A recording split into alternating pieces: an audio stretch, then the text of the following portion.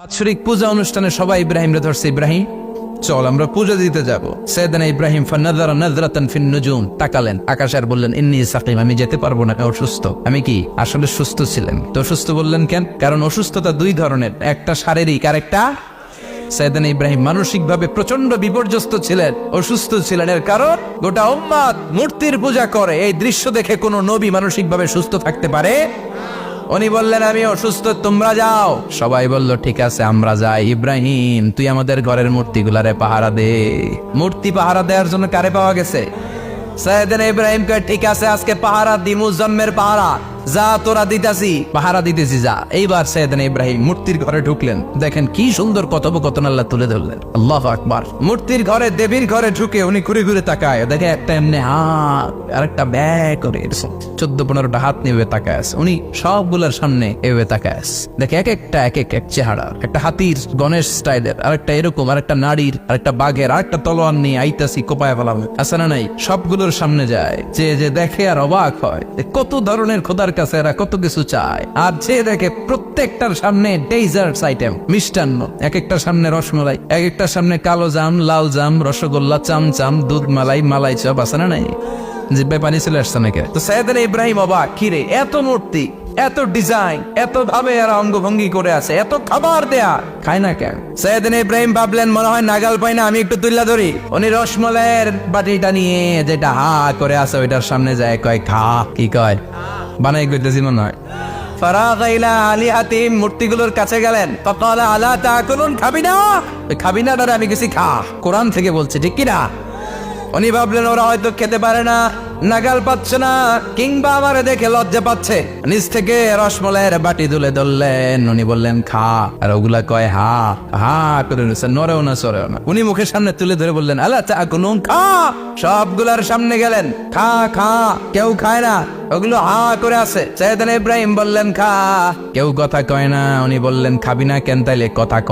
এই যে কষ্ট করে উড়াইলি, মুখের সামনে দিলাম, খাবি না কেন? কথা বল। আলা তাকুলুন, খাবি না কেন? কথা বল। মা লাকুম লা তাতাকাল্লামুন, খাবি না কেন?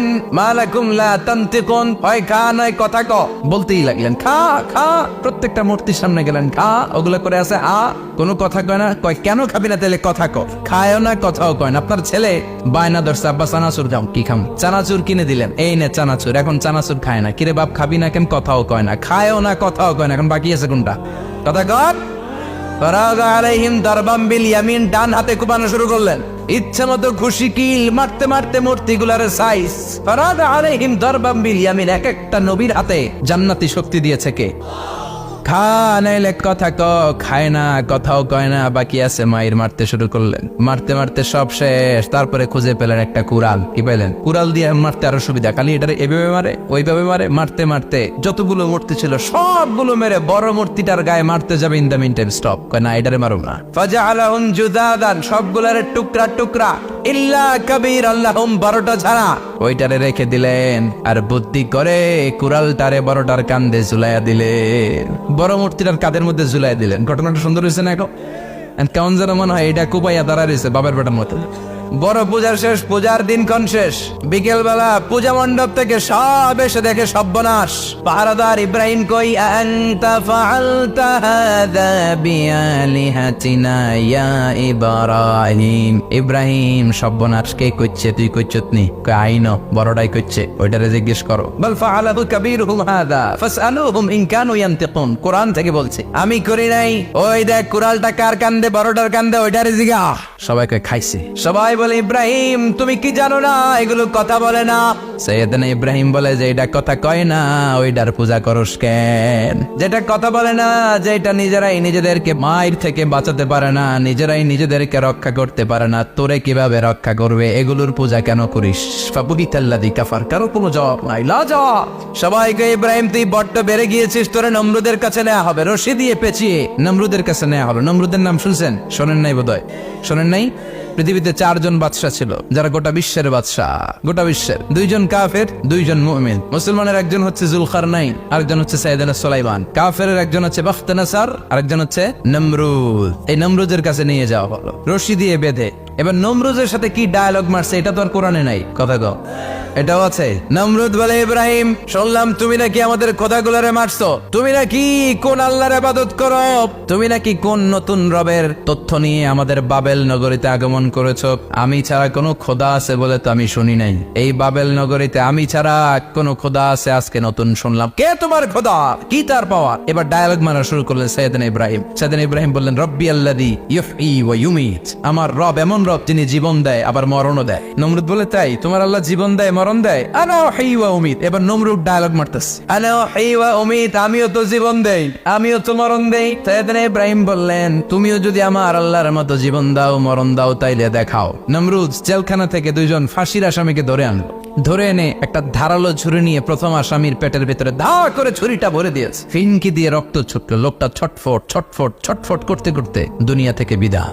এবার পেট থেকে ছুরিটা বের করে দ্বিতীয় আসামির পেটের মধ্যে ঢুকাতে যাবে, ধা করে। In the mean time stop, ঢুকায় নাই, পেটে ঢুকাইতে যাবে, ঢুকায় নাই। কয়, ইব্রাহিম এই যে দেখো, তোমার সামনে প্রথম লোকটারে আমি মৃত্যু দিলাম, প্রথমটারে দিলাম মরণ, পরেরটারে দিলাম জীবন। তোমার রব যেরকম করে জীবন দেয় আর মৃত্যু দেয়, আমিও জীবন দেই আমিও মৃত্যু দেই। চিল্লায় পড়েন নাউযুবিল্লাহ। সাইয়েদনা ইব্রাহিম বিপদে পড়ে গেলেন। তাই তো, আসলেই তো প্রথম লোকটারে মৃত্যু দিল, দেয় নাই? কথা কর, ছুরি মেরে রক্ত বের করে ওর মৃত্যু দেয় নাই? পরের লোকটারও একই ভাবে মৃত্যু দিতে যে সেখান থেকে বাঁচিয়ে জীবন দিল। বেজাল আছে না নাই? এবার সাইয়েদনা ইব্রাহিম বলে, ফাইন্নাল্লাহ ইয়াতি বিশ-শামসি মিনাল মাশরিকি ফাতি বিহা মিনাল মাগরিবি ফাবহিতাল্লাযী কাফার। সাইয়েদনা ইব্রাহিম বললেন, বুঝলাম তুমি আমার আল্লাহর মতো জীবন দাও, বুঝলাম তুমি আমার আল্লাহর মতো মরণ দাও, কিন্তু নমরুদ খেয়াল করে শোনো, আমার আল্লাহ প্রতিদিন সকাল বেলায় পূব আকাশ থেকে জল জলে সূর্যটা উঠায়। তোমার যদি এরকম কোনো ক্ষমতা থাকে, তুমি আগামীকাল সকাল থেকে পূর্ব দিক থেকে সূর্য না উঠিয়ে পশ্চিম দিক থেকে সূর্যটা উঠাও। ফাবহিতাল্লাযী কাফার। এবার ধরা গেছে। এবার জায়গার মধ্যে ধরা, একেবারে স্টপ, লা জবাব। নমরুদের মুখে কোনো জবাব নাই। এবার নমরুদের মেজাজ নরম নাকি গরম? কথা কন। গরম মেজাজ নিয়ে কয়, হাররিকু, এটারে আগুনে জ্বালা, এটারে আগুনে ফেল। নমরুদ বুঝে নাই যে আগুনের মালিক কে। বিশাল আগুনের কুণ্ডলি পাকিয়ে সাইয়েদনা ইব্রাহিমকে আগুনের মধ্যে ফেলে দেয়া হলো। হাতের মধ্যে রশি, পায়ের মধ্যে রশি, সারা দেহের মধ্যে রশি পেঁচিয়ে আগুনের কুণ্ডলিতে ফেলে দেয়া হলো। মুহূর্তের মধ্যে আগুনের প্রজ্বলন শক্তি ওই রশিগুলোকে জ্বালিয়ে পুড়িয়ে সারখার করে দেয়, কিন্তু সাইয়েদনা ইব্রাহিমের দেহের একটা পশমও জ্বালায় না। যে রশি দিয়ে টাইট করে বাঁধছে, ওনার দেহের সাথে লাগানো টাচ করা রশি, ওই রশি জ্বলে যায়, কিন্তু সাইয়েদনা ইব্রাহিমের পশম জ্বলে না। চিল্লায় পড়েন আল্লাহু আকবার। সাইয়েদনা ইব্রাহিম বসে রইলেন। নমরুদ কয়, আরো আগুন জ্বালা, এলাকার বড় বড় গাছগুলো, তক্তাগুলো কেটে আগুনের কুণ্ডলিতে ফেল। তক্তা লাকড়িগুলো আগুনের কুণ্ডলিতে ফেলা মাত্র দাউ দাউ করে লাকড়িগুলোকে, তক্তাগুলোকে আগুন জ্বালিয়ে দেয়, কিন্তু সাইয়েদনা ইব্রাহিমকে জ্বালায় না। সুবহানাল্লাহ। আগুনের মালিক কে? ওই আল্লাহ আজও আছে না নাই?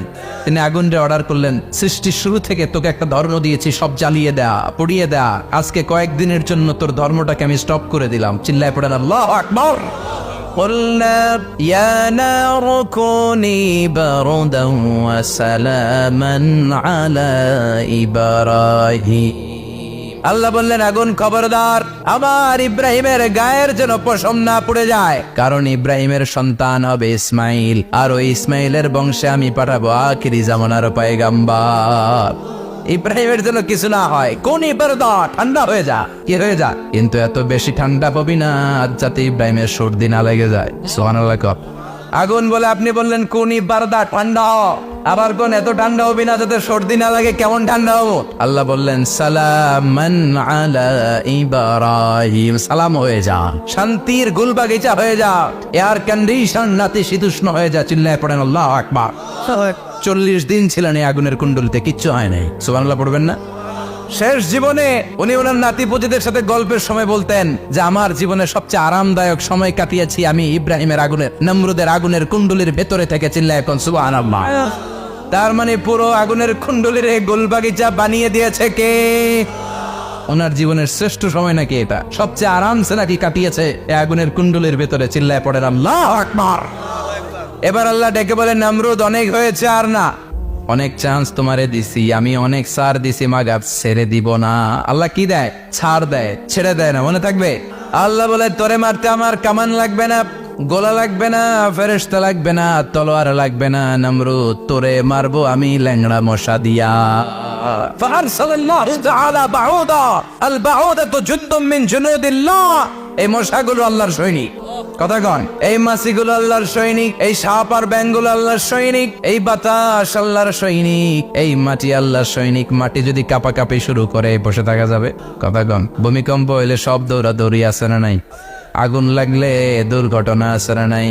বাতাস যদি 70 থেকে 80 কিলোমিটার বেগে ছুটে আসে দুর্ঘটনা আছে না নাই? ফারসালাল্লাহু বাউদা, আল্লাহ একটা ল্যাংড়া মশা পাঠালেন। এই ল্যাংড়া মশা নাকের ভেতর দিয়ে ঢুকে মস্তিষ্কের মাঝখানে যে কামড়াতে শুরু করেছে। মশার কেমন খাইছেন না আপনারা?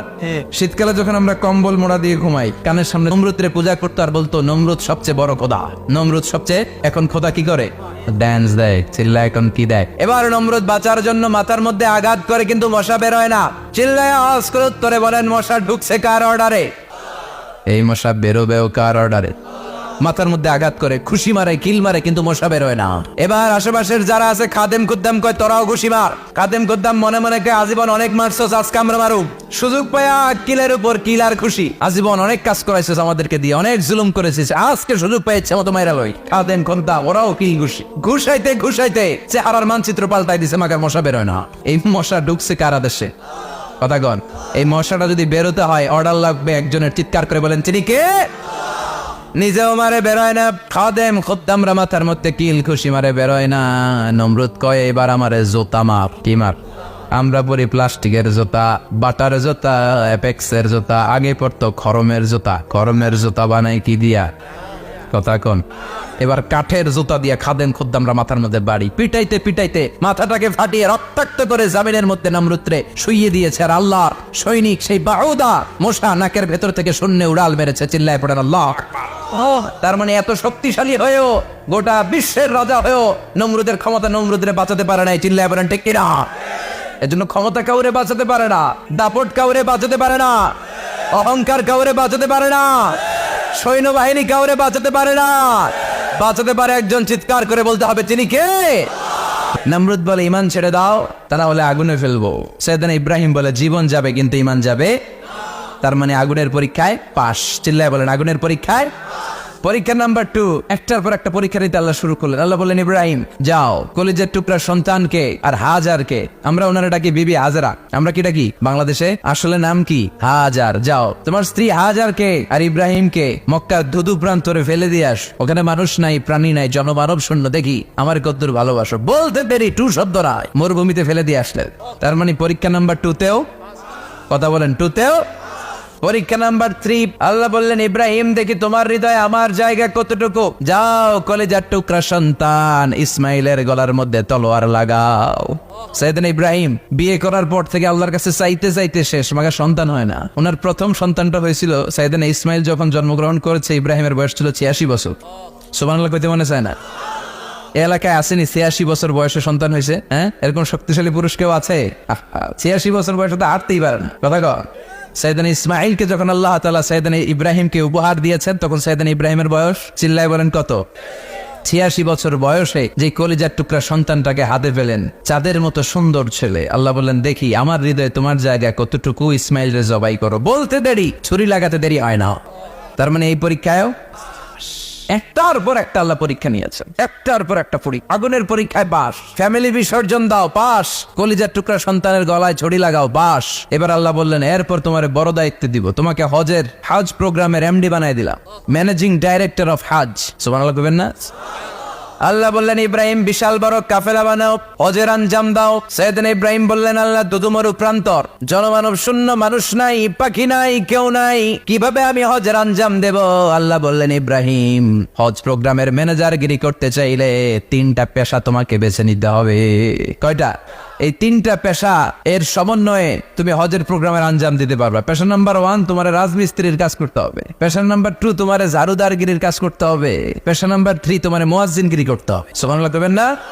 وَإِذْ يَرْفَعُ إِبْرَاهِيمُ الْقَوَاعِدَ مِنَ الْبَيْتِ وَإِسْمَاعِيلُ رَبَّنَا تَقَبَّلْ مِنَّا إِنَّكَ أَنْتَ السَّمِيعُ الْعَلِيمُ। সাইয়েদনা ইব্রাহিম আর কলিজার টুকরা সন্তান ইসমাইলকে নিয়ে রাজমিস্ত্রির কাজ শুরু করে দিলেন। আল্লাহু আকবার। কাবা ঘর ভেঙে চুরমার, বাপ বেটা মিলে রাজমিস্ত্রির কাজ, পাথর কেটে কেটে বাপ বেটা মিলে কাবা ঘর বানায়। পেশা নাম্বার 1 শেষ। পেশা নাম্বার 2 জারুদারগিরি। পেশা নাম্বার 2 কি? আল্লাহ বললেন তাহহিরা বাইতিয়া লিত-তাইফিনা ওয়াল আকিফিনা ওয়ার রুকাইস সুজুদ। মসজিদেরি ঝাড়ু বারদার হো কামারে হাতে, শোনো আমারে মোনাজা, শোনো শোনো ইয়া এলাহি আমারে মোনাজাত, শোনো আমারে মোনাজাত। পড়েন আমিন। আল্লাহ বললেন তাহেরা পরিষ্কার করো মানে ঝাড়ু দাও, বাইতি আমার কাবা ঘর, লিত্তাইফিনা তাওয়াফকারীদের জন্য, ওয়াল আকিফিনা ইতিকাফকারীদের জন্য, ওয়ার রুকাইস সুজুদ রুকুকারীদের জন্য, সিজদাকারীদের জন্য ঝাড়ু দাও। বাপ বেটার রাজমিস্ত্রিগিরি শেষ, এবার ঝাড়ুদারগিরি শুরু। সুবহানাল্লাহ বলেন।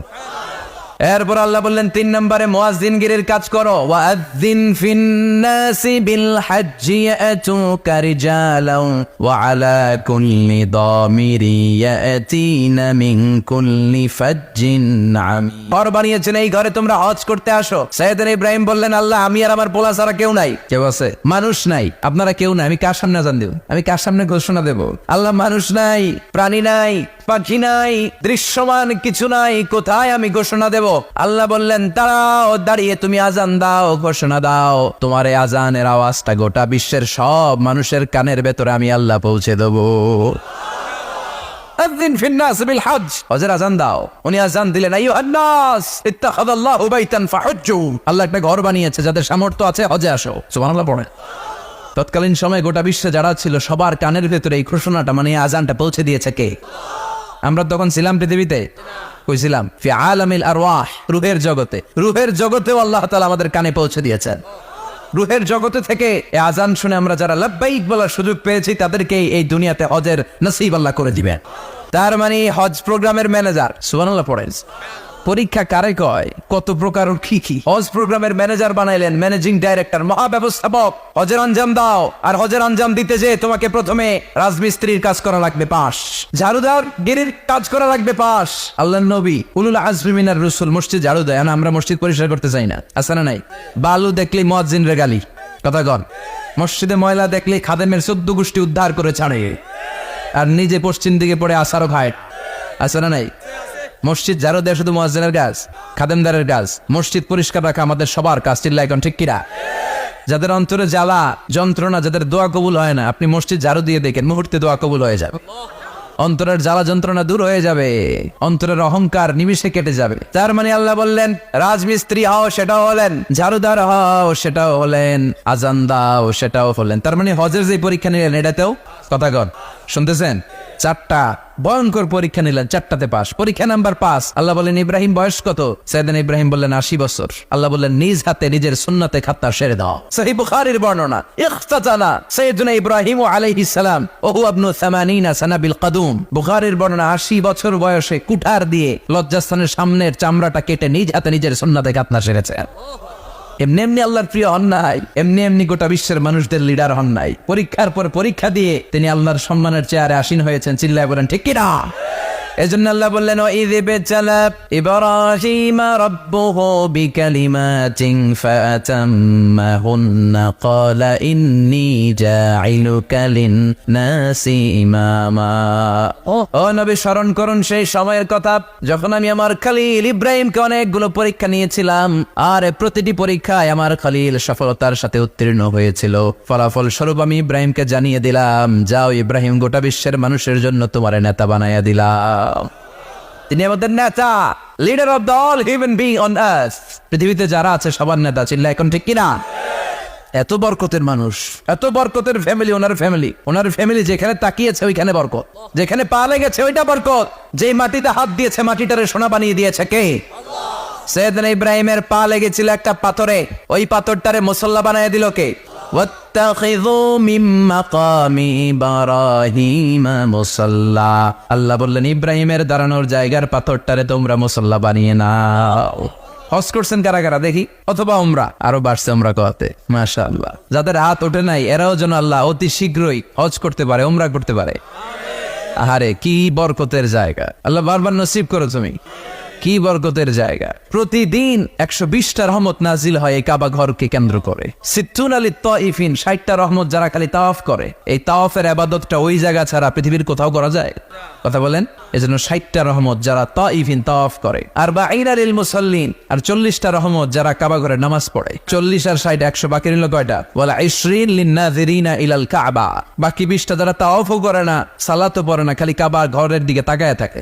কাবা ঘরের দিকে ফেল করে তাকায় থাকলো, আমলনামায় 20টা রহমত নাজিল করে কে? এত বরকতের ফ্যামিলি। সাইয়েদনা ইব্রাহিম সন্তান হলো ইসমাইল, স্ত্রীর নাম হাজার। 3 জনের ফ্যামিলি। চিল্লা বলেন কয়জন? এই 3 জনের ফ্যামিলির এত বরকত, যেই জায়গায় হাত লেগেছে জায়গাটারে বরকতময় করেছে কে? যেখানে পা লেগেছে বরকত দিয়ে ভরে দিয়েছে কে? সাইয়েদনা ইব্রাহিম রাজমিস্ত্রিগিরি যখন করতেছিলেন, বানাতে বানাতে আর নাগাল পায় না। আল্লাহ বলে এই পাথরটার উপরে দাঁড়াও। উনি দাঁড়ালেন। এবার যতটুকু উপরে ওঠা লাগে পাথরটা অটোমেটিক্যালি উপরে উঠে যায়, যতটুকু নামা লাগে অটোমেটিক্যালি নিচে নেমে যায়। পৃথিবীর কোন পাথরে আপনি ইচ্ছা মতো লাথি মারলো এখানে পায়ের দাগ পড়বে না। সাইয়েদনা ইব্রাহিম ওখানে দাঁড়ানোর সাথে সাথে উনার ফুটপ্রিন্ট পাথরের মধ্যে লেগে যায়। কাবা ঘরের পাশে গোটা বিশ্বের মানুষের কাছে চিরম্লান করার জন্য, চিরস্মরণীয় করে রাখার জন্য কাবা ঘরের পাশে আল্লাহ এই পাথরটার স্থান দিয়েছেন। মাকাম ইব্রাহিম। বিশ্বনবী তাওয়াফ করার পরেই ওই জায়গায় 2 রাকাত নামাজ পড়তেন। আপনারাও যারা হজ উমরা করবেন, তাওয়াফ করার পরেই মাকাম ইব্রাহিমে 2 রাকাত সালাত পড়া সুন্নাত। তার মানে পা লাগছে, ওইটা হয়ে গেছে আমগো মুসাল্লা। সাইয়েদনা ইব্রাহিমের পা যেখানে লাগছে ওইটা আমাদের কি? সুবহানাল্লাহ কইবেন না? আর ওনার ছেলের পা যে জায়গায় লাগছে ওটা হয়ে গেছে জমজমের কুয়া। ছোট্ট বাচ্চা ইসমাইলকে রেখে দিয়ে আমরা যারা বলি বিবি হাজেরা, আসলে হাদিসের ভাষায় হাজার, তিনি সাফা পাহাড় থেকে মারওয়া পাহাড়ে দিলেন দৌড়। কোথায় পানি? পানি নাই। মরুভূমির বালির মধ্যে সূর্যের তাপ যখন পড়ে যায়, মরিচিকার মতো ঝলসানির একটা দৃশ্য ভেসে ওঠে, মনে হয় সাগরের পানি আসলে পানি নাকি। তিনি সাফায় যায়, যে দেখে পানি নাই। মারওয়াতে যায়, যে দেখে পানি নাই। পানির সন্ধানে হাজার আলাইহিস সালাম 7 বার 2 পাহাড়ের মাঝখানে দৌড়াদৌড়ি করলেন। ওই পাহাড়ের মাঝখানে এই মহিলার পায়ের ছাপ লেগে গেল। এই দৌড়াদৌড়িটা আরশের উপর থেকে আল্লাহ এত সুন্দর উপভোগ করেছেন। আল্লাহর কাছে এই মহিলার দৌড়াদৌড়িটা এত ভালো লেগেছে, কিয়ামত পর্যন্ত সব হাজিদের জন্য এই জায়গায় দৌড়াদৌড়িটা আল্লাহ ওয়াজিব করে দিয়েছে। এই জায়গায় দৌড়াদৌড়ি না করলে হজ হবে না, উমরা হবে না। এই দৌড়াদৌড়িটা, মহিলাটার স্যাক্রিফাইস, হৃদয়ের আবেগ আর ভালোবাসাটা আল্লাহর কাছে এত পছন্দনীয় হয়েছে, কিয়ামত পর্যন্ত আল্লাহ চান সবাই দৌড়াবে, আমি উপর থেকে দেখবো। ওয়াজিব করে দিলেন। যার পা যেই জায়গায় লাগছে খালি বরকত। হঠাৎ কল কল কল কল আওয়াজ শুনতে পেলেন। সাফা মারওয়া থেকে দৌড়ে আসলেন কাবার কাছে। এসে দেখলেন ফেলে রাখা দুধের বাচ্চা ইসমাইলের পায়ের ধাক্কায় জমিন থেকে পানি বের হতে শুরু করেছে। কল কল কল কল আওয়াজ। ওনারা আরবি ভাষা জানতেন না। সাইয়েদনা ইব্রাহিম, ইসমাইল, হাজার এরা সুরিয়ানি ভাষার মানুষ ছিলেন। সুরিয়ানি ভাষায় উনি বসে পানি যাতে মরুভূমির বালুতে লেগে শুকিয়ে না যায়, বালু দিয়ে বাঁধ দিতেছে। আমরা বাঁধ দেই না পানি আটকানোর জন্য? দেখেন নাই মনে হয়? দেখেন নাই? পানি আটকানোর জন্য বাদ দেই আমরা। হাজার এসে বালু দিয়ে বাদ দিতেছে নিজে নিজে, আর নিজের সুরিয়ানি ভাষায় বলতেছে জাম জাম, মানে থাম থাম, পানি যাস না তুই। জাম মানে কেফ কেফ, স্টপ স্টপ, থাম থাম, আর পানি চলে যাস না, থাম থাম। ওনার মুখ নিঃসৃত এই জাম জাম শব্দ দুইটা আল্লাহ এত পছন্দ হয়েছে, কিয়ামত পর্যন্ত আল্লাহ এই কুয়ার নাম জামজামের কুয়া করে দিয়েছে। বরকত আর বরকত। ছেলেকে মিনার প্রান্তরে রেখে জবাইয়ের দৃশ্যটা আল্লাহর ভালো লেগেছে। কিয়ামত পর্যন্ত ঈদুল আজহাতে সবাই আমরা প্রাণী শুইয়ে এরকম জবাই করব, এটা আল্লাহ ওয়াজিব করে দিয়েছে। যার মানে এমন ফ্যামিলি খালি বরকত আর বরকত। আর আল্লাহ বললেন এই ফ্যামিলিতে আমি কিতাবও দিয়েছি, নবুয়তও দিয়েছি। ওয়াজআলনা ফি যুররিয়াতিহিন নুবুওয়াতা ওয়াল কিতাব। সাইয়েদনা ইব্রাহিমের ফ্যামিলির ভেতরে আমি নবুয়ত দিয়েছি, কিতাব দিয়েছি। এই পৃথিবীতে যত নবীর নাম আপনি বলবেন সবগুলো সাইয়েদনা ইব্রাহিমের নাতিগুতি। লক্ষাধিক নবী পৃথিবীতে, 5-7 জন ছাড়া। কজন ছাড়া? উপরের 5-7 জন ছাড়া যত নবী আপনি নাম বলতে পারবেন, যাদের নাম জানি কিংবা জানি না, সব সাইয়েদনা ইব্রাহিমের বংশধর, ওনার নাতিপুতি। ওনার আল্লাহ 86 বছর বয়সে দিলেন সাইয়েদনা ইসমাইল আলাইহিস সালামকে। ওনার বয়স যখন 100 তখন দিলেন সাইয়েদনা ইসহাক আলাইহিস সালামকে। তাহলে ওনার প্রথম ছেলের নাম? দ্বিতীয় ছেলে আওয়াজ করে বলেন, প্রথমটা, দ্বিতীয়টা ইসহাক। দুর্ভাগ্যজনক হলেও সত্য, ইসমাইলের চেনে কোনো নবী আল্লাহ দেন নাই, কোনো নবী নাই। সব নবী এই চেনে হাজার হাজার লক্ষাধিক নবী খালি ইসহাকের বংশে নামে। এই বংশে কোনো নবী নাই। আর এই বংশের নবীরা প্রজন্মের পর প্রজন্ম একে অপরকে বলে যায়, সব শেষে কিন্তু একজন নবী আসবে, ওইটা হবে শ্রেষ্ঠ নবী, বিশ্ব নবী, ঠিক কিনা? একের পর এক নবুয়ত আল্লাহ এই চেনে দিলেন। ইসহাকের চেইনে, সাইয়েদনা ইসমাইলের চেইনে কোনো নবী নাই। এত নবী এখানে এসেছে, এরা ভেবেই নিয়েছে ওই যে শেষ নবী, যেটা শ্রেষ্ঠ নবী, এটাও এখানে আসবে। কিন্তু আস্তে আস্তে হাজার হাজার লক্ষাধিক নবী আল্লাহ এইখানে পাঠিয়ে সাইয়েদনা ঈসা আলাইহিস সালামের পরে আল্লাহ স্টপ মেরে দিলেন। স্টপ মেরে দিয়ে 570 বছর পরে শ্রেষ্ঠ নবীটারে আল্লাহ এই চেনে পাঠিয়ে দিলেন। এজন্য আমরা হচ্ছি বানি ইসমাইল। আমরা কি? বিশ্বনবী হচ্ছেন বানি ইসমাইল, বিশ্বনবী কি? আর এরা হচ্ছেন বানি Israil. Changing the leadership from বানি ইসরাইল টু বানি ইসমাইল। এজন্য অহংকারীদের পরিণাম শুভ হয় না। এরা নবী পেতে পেতে এই প্রজন্ম অহংকারী হয়ে উঠেছিল আর গালি দিচ্ছিল এই চেইনটা আটকুরা চেইন, নবী আসার দিক থেকে এই চেইনে কোনো নবী নাই, সব নবী এই চেইনে আমরা পাই, আর শ্রেষ্ঠ যে নবীটা আসবে সেটাও এই চেইনে আসবে। আল্লাহ কয় না, আমি খেলা উল্টায় দিব, সব নবী এখানে পাঠালেও শেষ নবী আমি এখানে পাঠাবো না। শেষ নবী আল্লাহ তাআলা সাইয়েদনা ইসমাইলের চেইনে পাঠিয়ে দিয়েছেন। চিৎকার করে পড়েন আল্লাহু আকবার। এজন্য সাইয়েদনা ইব্রাহিমের জীবনী থেকে কি কি শিক্ষা গুনতে শুরু করেন? নাম্বার 1, আল জিহাদু দিদ্দা শিরক। ওনার জীবন থেকে প্রথম শিক্ষা হচ্ছে শিরকের বিরুদ্ধে জিহাদ। মুমিনের জীবনে জিহাদ চলবে কিসের বিরুদ্ধে? উনি মূর্তির সাথে আপোষ করে নাই, গাছের সাথে আপোষ করে নাই, মাছের সাথে আপোষ করে নাই, ধ্রুবতারা, চাঁদ, সূর্যের সাথে আপোষ করে নাই। উনি এক আল্লাহকে খুঁজে পেয়েছে। চিল্লায় বলেন ঠিক কিনা? আল্লাহ সব গুনাহ ক্ষমা করে, শিরকের গুনাহ ক্ষমা করে। 2 নাম্বার শিক্ষা হচ্ছে সত্যকে অন্বেষণ করতে হবে। ওইটা আমার বাবার বিরুদ্ধে যাক, ওইটা আমার দাদার বিরুদ্ধে যাক, ওইটা আমার দলের বিরুদ্ধে যাক, ওইটা আমার মতের বিরুদ্ধে যাক, সত্য যেখানে আমিও সেখানে। চিল্লায় এখন ঠিক কিনা? এটা হচ্ছে সাইয়েদনা ইব্রাহিম আলাইহিস সালামের ঈমানের স্পিরিট। শিরকের বিরুদ্ধে মুমিন জিহাদ করবে। সত্য যেখানে আছে মুমিন তালাশ করে সেটাকে ছিনিয়ে আনবে। সাইয়েদনা ইব্রাহিমের জীবনী থেকে 3 নাম্বার শিক্ষা হচ্ছে ভিশনারি অ্যাটিটিউডের হতে হবে মুমিনের। আমরা খালি 10 বছরের হিসাব করি, 20 বছর, 50 বছর। ইহুদিরা হিসাব করে 200 বছরের। কোনো কাজ করার আগে 200 বছর পরে কি হইতে পারে ওইটা হিসাব করে। সাইয়েদনা ইব্রাহিম এরকম ভিশনারি ছিলেন। এজন্য দোয়া করেছেন, রব্বানা ওয়াবআস ফীহিম রাসূলা। আল্লাহ যদিও ধুধু প্রান্তর জনমানবহীন একটা এলাকা, আপনি এলাকায় এমন একজন নবী পাঠায়েন যেই নবীর আঁচলের নিচে গোটা বিশ্বটা একত্রিত হয়ে যাবে। কবুল করলেন কে?